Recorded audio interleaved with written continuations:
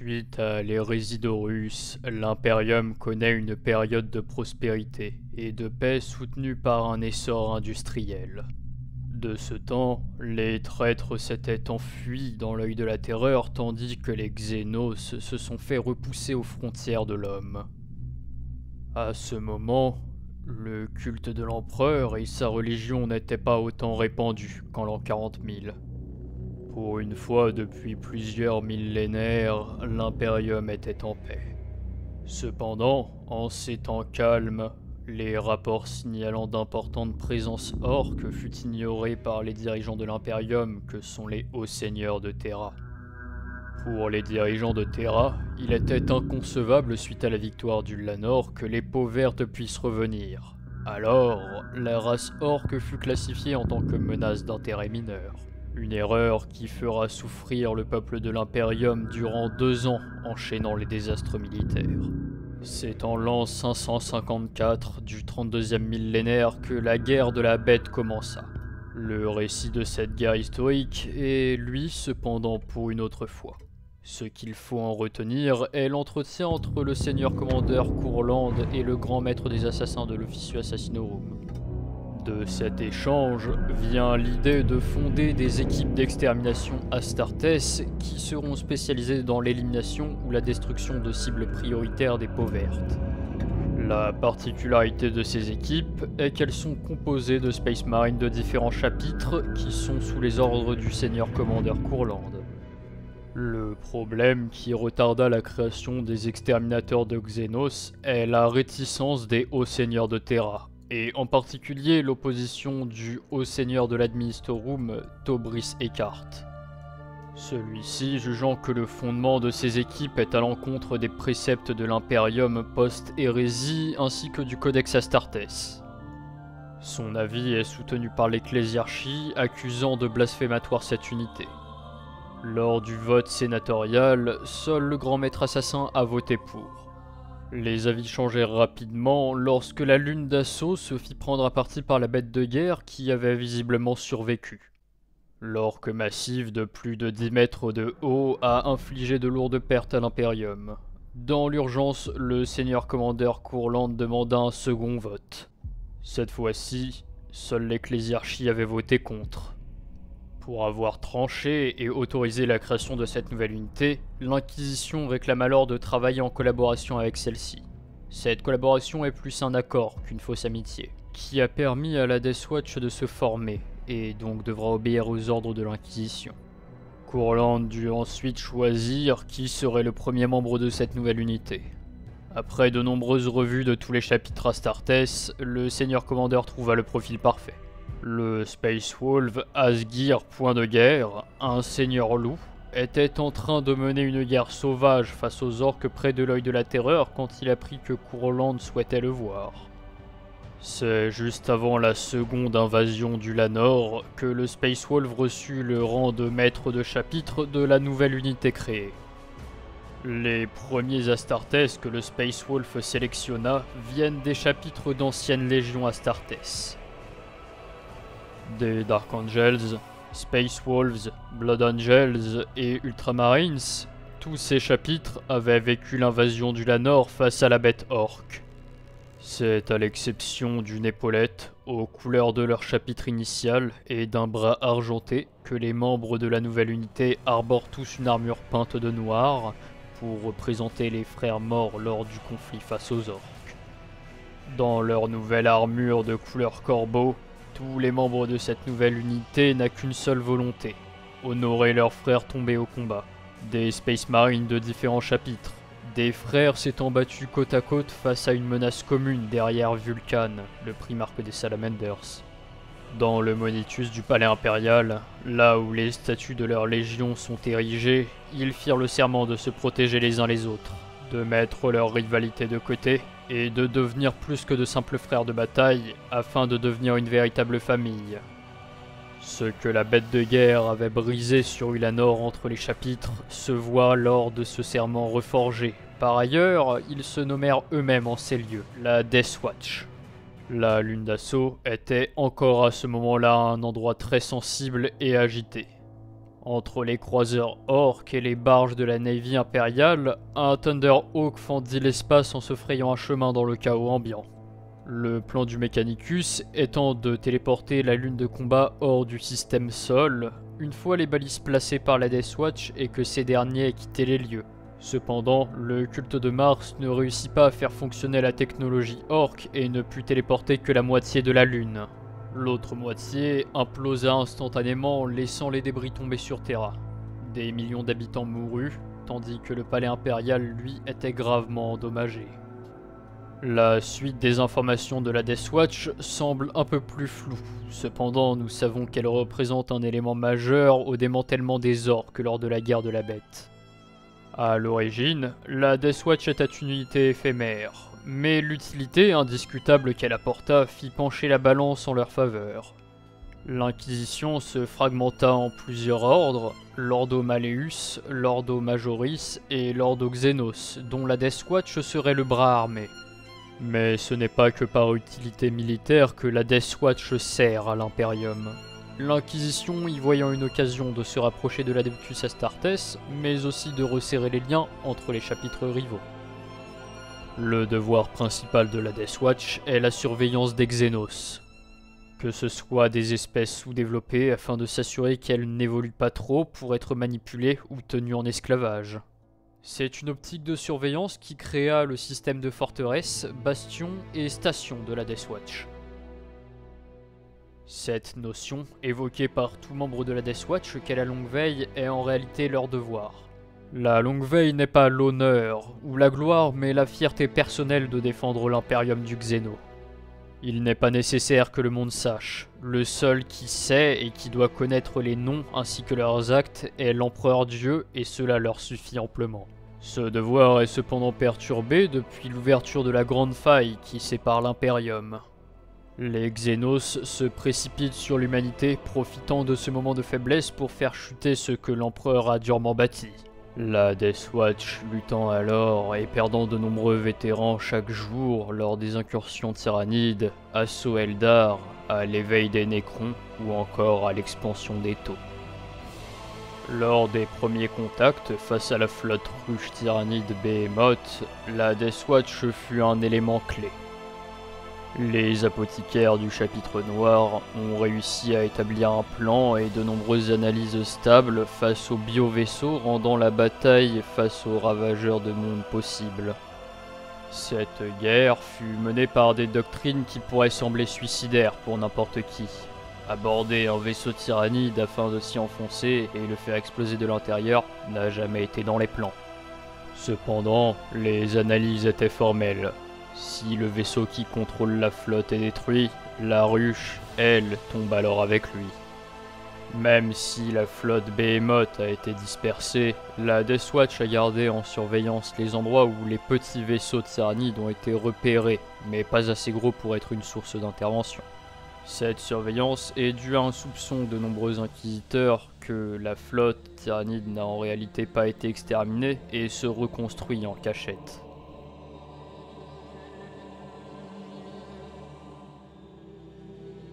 En ce qui concerne les peaux vertes, ils furent un argument de taille lors du débat sur la création de la Death Watch. Depuis la Grande Croisade jusqu'au 41e millénaire, les orques ont et sont toujours une des plus grandes menaces. C'est pourquoi la Death Watch possède de nombreux postes d'observation autour et non loin des mondes orques. Les inquisiteurs qui dirigent la Death Watch ont mis un point d'honneur sur la surveillance des orques. L'Ordo Xenos ayant prévu qu'un jour, un boss orc arrivera à rassembler tellement de ses congénères que la WAG qui les attirera sera la plus grande guerre jamais connue de toute la galaxie. Afin de pallier au problème de reproduction par spore des orques, la Death Watch a pris l'habitude de raser 10 km autour des orques morts suite à une bataille. L'Empire Tau est un cas à part des autres espèces. Le nouvel empire émergent, entamant de nombreuses opérations commerciales avec l'Imperium, la Death Watch est parfois utilisée en tant que garde du corps pour les grandes têtes de l'Imperium qui vont à la rencontre des Xenos. L'humanité n'a pour le moment pas livré de conflits majeurs avec les Tau, seulement quelques altercations ou conflits planétaires. La Death Watch n'est pas qu'une unité d'extermination, bien qu'il en soit son objectif majeur, mais également une troupe d'observation. Lord Xeno a chargé de nombreuses fois aux apothicaires de la Death Watch ainsi qu'à leur tech marine d'observer l'équipement ou encore le comportement des taux. Il a cependant été notifié de nos sources sûres que de petites incursions taux ont été remarquées dans l'étendue de Jericho. Selon les dirigeants de l'Ordre Xenos, les Taux sont en train de perdre patience dans la conversion de l'Imperium au bien suprême et envoient de petites incursions militaires pour accélérer les événements. Les Taux ne sont en revanche pas la seule race Xenos à collaborer avec l'Imperium. Les Eldar, eux, ne se sont pas montrés pacifiques au départ avec l'humanité et encore moins actuellement. L'Imperium et les Eldari ont souvent combattu pour des mondes vierges afin de s'y installer. Cependant, il n'est pas rare que les deux espèces décident de collaborer afin de mettre à bas un ennemi commun, orques, tyrannides ou même sources chaotiques. Même si la Death Watch n'a pas été prévue à cet effet qu'est la lutte chaotique, il a été montré que seuls les Astartes de la Death Watch sont capables de combattre aux côtés des Eldar sur un champ de bataille. Du moins, sans tuer les Xenos à la fin du conflit suite à une perte de contrôle, comme pour les Space Wolves ou les Imperial Fist. La Death Watch porte aussi un rôle de cartographe, non pas simplement passer en revue les planètes, mais noter dans toute la galaxie les mondes nécropoles des Nécrons. Accompagnés des Inquisiteurs les plus proches de la Death Watch, ces derniers vont donner des avertissements d'un grand danger qui sera souvent ignoré à leur grand malheur par les supérieurs de Terra. Parmi les missions de la Death Watch, les ordres d'extermination sont les plus connus. Ils consistent à arriver sur un terrain et réduire en cendres les Xenos ainsi que leur équipement sur place. Si l'ordre est trop vaste et ne peut être pris en main par l'infanterie Astartes, ces derniers font appel aux Inquisiteurs pour qu'ils leur autorisent un exterminatus. Les opérations d'assassinat ciblés font aussi partie de la Death Watch. Ce sont des missions communes qui nécessitent cependant un talent, une discrétion, une précision ainsi qu'une communication accrue. Les spécialistes de ces missions ont établi de nombreuses techniques pour semer le trouble dans les troupes adverses, que ce soit pour éliminer un seigneur Nécron ou détruire un commandanto en exo-armure. Il a été dit que chaque cible de différentes espèces a son propre scénario spécifique à son élimination dans les archives de la Death Watch. La Death Watch ne traque pas seulement les Xenos, mais aussi leurs reliques. Il existe dans l'Imperium un énorme marché noir qui recèle les reliques Xenos. Et c'est à la Death Watch de les retrouver pour les mettre en sécurité, mais aussi de démanteler les réseaux illégaux avec l'assistance de l'Officio Assassinorum. Une autre particularité de la Death Watch est l'inspection et la désinfection des sections de l'Imperium ayant eu des contacts avec les Xenos. Certaines espèces pouvant endommager ou contrôler mentalement un homme, que ce soit les asservisseurs ou les plus connus et nombreux cultes Gene Stealer.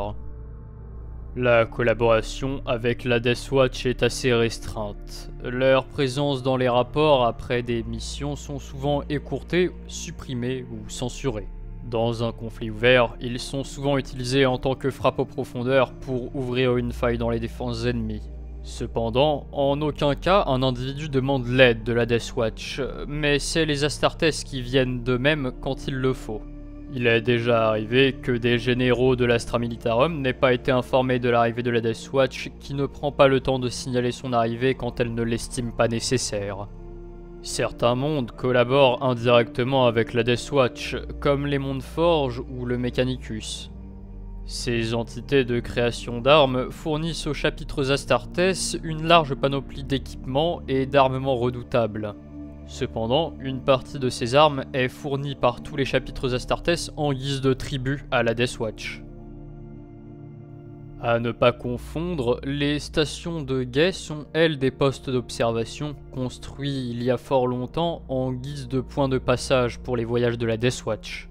Ces stations sont maintenant de petits postes d'observation muets, surveillant d'anciens champs de bataille ou des frontières. Les lieux sont souvent laissés aux serviteurs n'ayant pas la place pour loger d'équipes d'extermination de la Death Watch sur le long terme.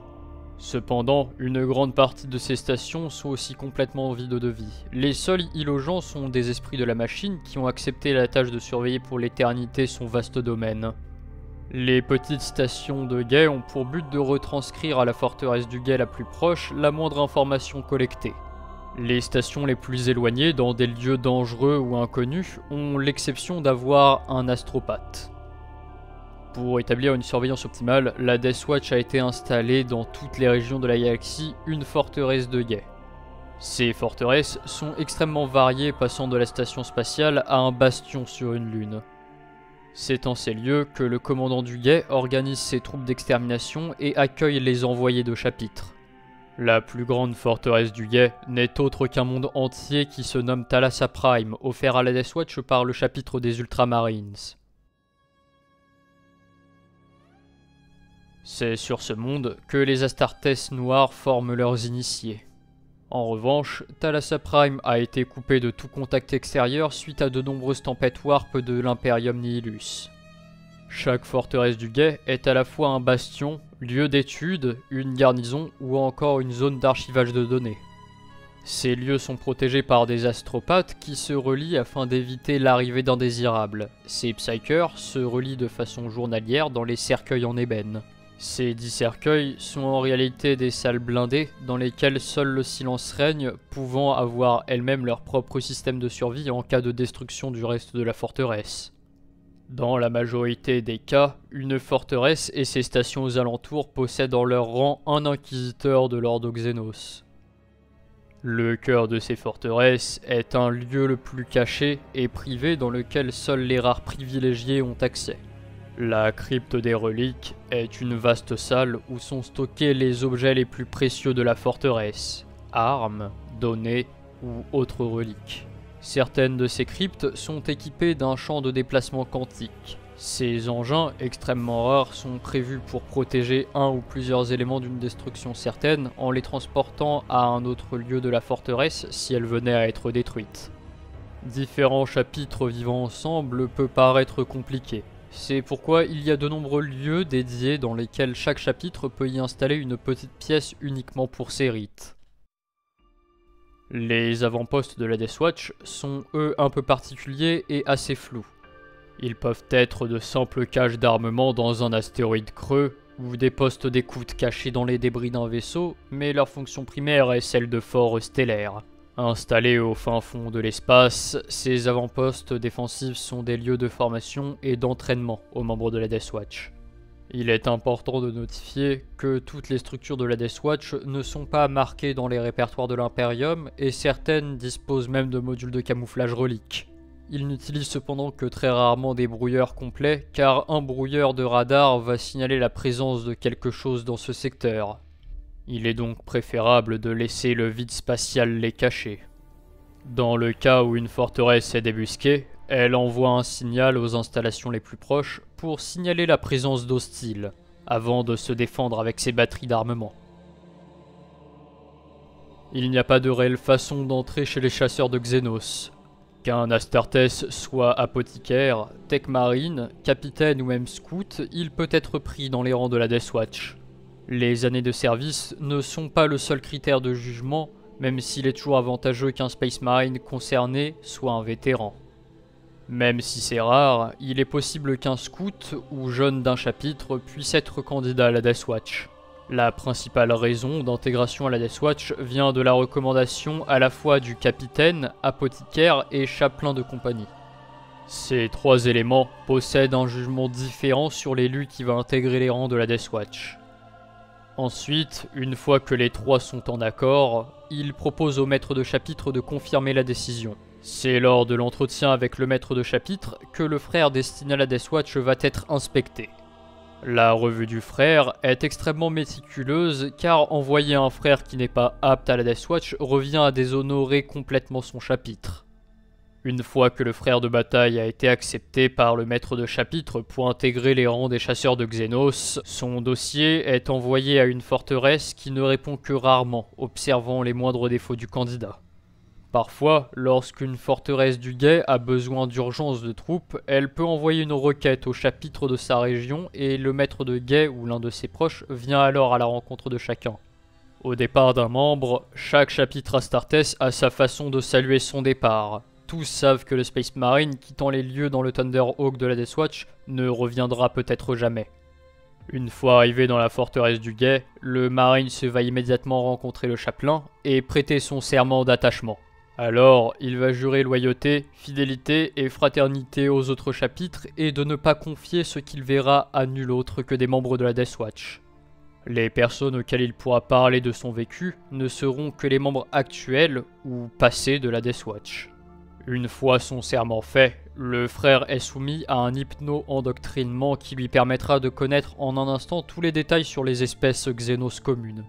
Pour tout guerrier de la Deathwatch, il est nécessaire de connaître tous les détails du Xénos, et c'est pourquoi dès qu'une information sur un Xénos est reçue, elle est transmise à toutes les forteresses du Guet.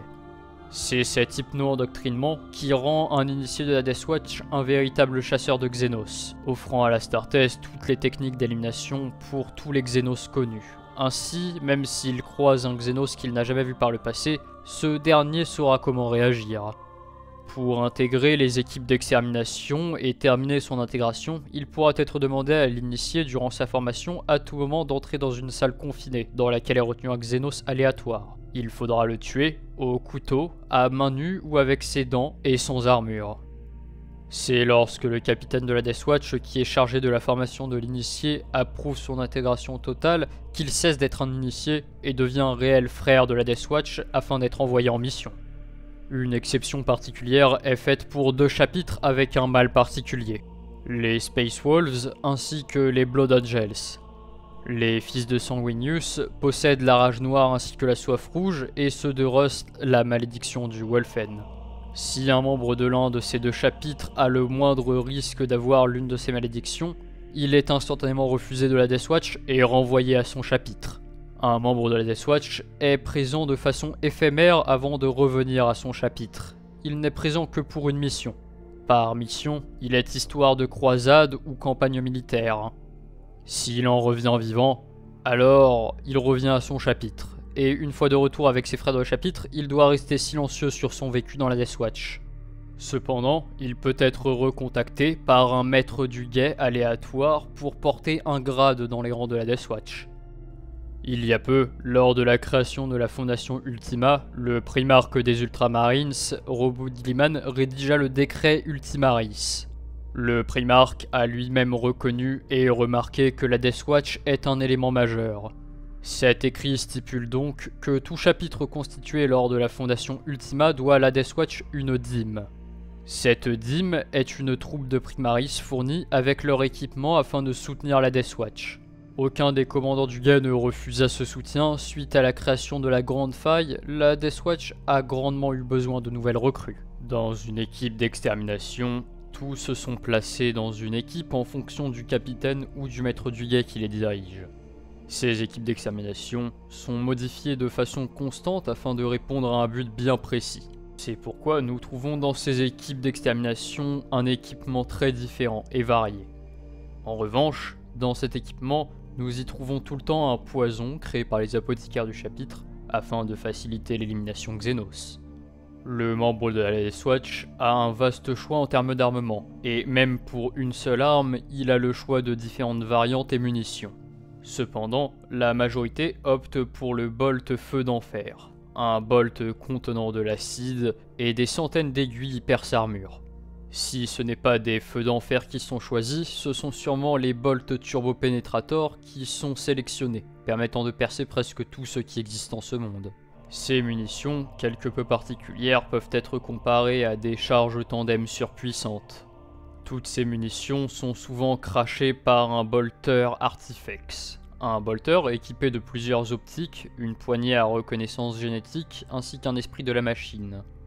Cet esprit de la machine est ici pour faire en sorte à ce que seul le réel porteur de l'arme puisse tirer avec. Ainsi, même un maître du Guet ne pourra utiliser l'arme de l'un de ses membres.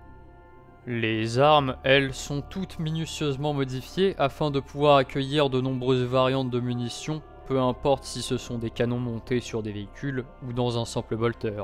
Chez la Deathwatch, tout est modifié pour tuer le plus de Xénos possible. Les armures elles-mêmes sont également modifiées par les Tech Marines.